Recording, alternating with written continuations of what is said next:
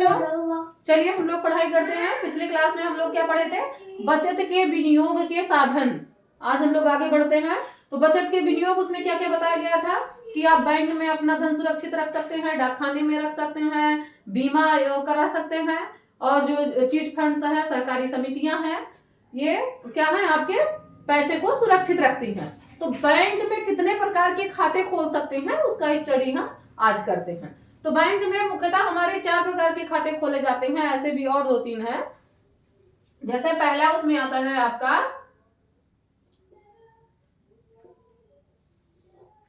पहला आपका आता है चालू खाता, चालू खाता। दूसरा आपका आता है बचत खाता।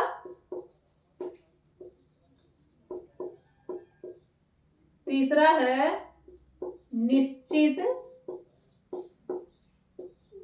अवधि जमा खाता। और चौथा है संचयी सावधि जमा खाता। अब चालू खाता के बारे में हम लोग जान लेते हैं। चालू खाता मुख्यतः व्यापारी खोलते हैं अपने धन को सुरक्षित करने के लिए, ताकि एक जगह से दूसरी जगह हमें रोज ज्यादा अमाउंट लेके हम इधर उधर जाएंगे तो जान माल का खतरा हो सकता है। इसलिए क्या करते हैं कि निश्चित चालू खाता खोला जाता है बैंक में। इसे बोलते हैं करंट अकाउंट, करंट अकाउंट। अब चालू खाता में क्या किया जाता है कि एक दिन में वो कई बार पैसे निकाल सकते हैं। इसमें बैंक कोई ब्याज या लाभांश नहीं देती है, बल्कि इन्हीं से मामूली शुल्क इनसे वसूल करती है। क्यों? क्योंकि इनका धन जो है, इनकी मनी जो है, वो अपने पास वो सुरक्षित रखती है। तो चालू खाता समझ गए। चालू खाता मुख्यतः व्यापारी वर्ग खोलते हैं अपना धन सुरक्षित करने के लिए।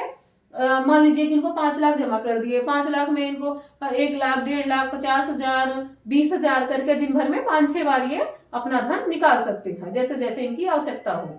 और इनको क्या होता है, इसमें कोई ब्याज बैंक नहीं देती है, बल्कि बदले में हम लोग के माइंड में होता है ना कि हम बैंक में खाता खोले हैं, पैसा जमा करेंगे तो पैसा मिलेगा। इनको पैसा नहीं मिलता है, ब्याज या लाभांश नहीं मिलता है, बल्कि मामूली शुल्क इन्हीं से वसूल करते हैं। अगला आपका आता है बचत खाता, यानी कि सेविंग अकाउंट। सेविंग अकाउंट जो लगभग सभी लोग का होता है, जितने लोग का वेतन है, सरकारी कर्मचारी है या और भी जो लोग खाता खुलाते हैं, उनको लगभग कौन सा अकाउंट खुलता है? सेविंग अकाउंट, बचत खाता। बचत खाता 1,000 रुपए से खोला जाता है, अभी तो 2,000 कर दिए हैं। और एक कंडीशन इसके साथ है कि ये एक मंथ में 5 बार ही आप निकाल सकते हैं। अगर 6वीं बार निकालेंगे तो आपका चार्ज काटेगा। और जैसे मान लो कि मेट्रो शहर में आप रह रहे हैं, मेट्रो शहर में 3,000 आपके अकाउंट में हमेशा बना रहना चाहिए। शहरी क्षेत्र में 2,000 आपके अकाउंट में बना रहना चाहिए। ग्रामीण क्षेत्र में या रूरल एरिया में 1,000 आपके अकाउंट में बना रहना चाहिए। और अगर आपके अकाउंट में 1,000, जब आप अकाउंट खुलवाते हैं 1,000 रुपए का ये लोग बीमा कर रहे हैं, 1,000 में आपका एटीएम और चेकबुक देते हैं। इसके लिए क्या करते हैं कि 1,000 रुपए आप बाद में निकाल सकते हैं। इस समय 2,000 रुपए से बचत खाता खोला जा रहा है। अगला हमारा आता है, हाँ, इस पे जो ब्याज है, जो इंटरेस्ट है, वो ब्याज कितना मिलता है? 3 से 4%। 3 से 4%। परसेंट माने प्रत्येक 100 में, जैसे 100 रुपए में 3 रुपए, एक साल आपका पैसा रखेंगे, मान लीजिए 100 रुपया, तो 3 रुपए आपको या 4 रुपए आपको बढ़ा के देंगे, 104 रुपए आप पाएंगे। प्रतिशत का मतलब इतना ही है कि प्रत्येक 100 में इतना रुपया। अब इसी को आप कन्वर्ट कर लीजिए, 1,000 में जमा कर रहे हैं, लाख में जमा कर रहे हैं, इस हिसाब से आपका ब्याज मिल जाएगा। निश्चित अवधि जमा खाता। निश्चित अवधि क्या होता है? Fixed time deposit account. Fixed time deposit account, जैसे इसमें निश्चित, ये इसके वर्ड से ही समझ में आ रहा है कि एक टाइम फिक्स कर दिया गया, वो आप 2 साल के लिए, 3 साल के लिए, 5 साल के लिए जितने के लिए भी आप अपना अकाउंट खुलवा रहे हैं उसका एक टाइम फिक्स होना चाहिए। और अगर आप बीच में अगर आपको कोई जरूरत पड़ गई, मान लीजिए कोई बीमार हो गया, किसी का एक्सीडेंट हो गया, आपको कोई आकस्मिक घटना हो गई, आपकी कोई आवश्यकता ही पड़ गई, इमरजेंसी पड़ गई, आप बीच में पैसा निकाल रहे हैं, तो ये क्या करते हैं 2% टोटल अमाउंट जो ब्याज ये लगा रहे हैं उससे 2% कम करके आपको पैसा दे देते हैं। और अगर इस पे आप ऋण लेना चाहते हैं या लोन लेना चाहते हैं, मान लीजिए आप 1 लाख जमा किए हैं इसमें निश्चित अवधि में, और आप उसमें से लोन लेना चाहते हैं, तो आपको कितना मिलेगा 90,000 ही मिलेगा।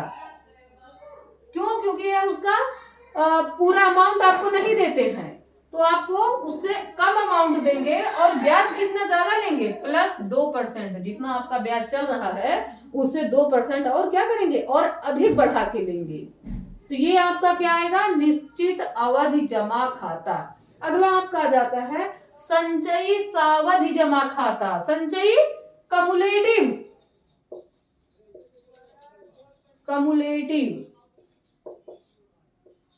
कमुलेटिव टाइम फिक्स डिपॉजिट, ये आपका आता है संचयी सावधि मान लीजिए जैसे गृहणियां हैं जो थोड़ा थोड़ा पैसा इकट्ठा कर रही हैं, ये 5 रुपए से 500 रुपए तक, 50 रुपया, 200 रुपया, 500 रुपया, ये क्या करती हैं धीरे धीरे करके इसमें जोड़ती रहेंगी। 100 रुपया, 500, ये इनके पास जैसा अमाउंट होगा वो अपना डालती रहेंगी और लास्ट में जब इनका समय पूरा होगा तो अपना निकाल लेंगी। तो ये हमारे क्या हो गए बैंक में खोले जाने वाले खातों के प्रकार। एक छोटी समरी हम लोग याद कर लेते हैं। चालू खाता, बचत खाता, निश्चित अवधि का जमा खाता, संचयी सावधि जमा खाता। चालू खाता जो व्यापारी वर्ग खोलते हैं, बैंक इस पे कोई ब्याज नहीं देती है, बल्कि साधारण इन्हीं से साधारण सा मामूली पैसा इन्हीं से वसूल करती है क्योंकि इनका धन सुरक्षित कर रही है। दूसरा हमारा सेविंग अकाउंट आता है, इसको यानी कि जितने भी सरकारी कर्मचारी, वेतनभोगी जो भी हैं सबके यही होती हैं। अगला हमारा आ जाता है निश्चित अवधि का, जो एक निश्चित अवधि के लिए 2 साल के लिए, 3 साल के लिए, 5 साल के लिए जो हम खाता खोलते हैं उसे हम बोलते हैं निश्चित अवधि का। संचयी अवधि का संचय मतलब संचय करना, जोड़ना, जैसे हम लोग गुल्लक में पैसा जोड़ते हैं वो हमारा कहलाता है संचयी अवधि का जमा खाता। अब हम लोग इसके बाद पढ़ लेते हैं चेक। ये वाला डस्टर कहाँ गया, क्या बता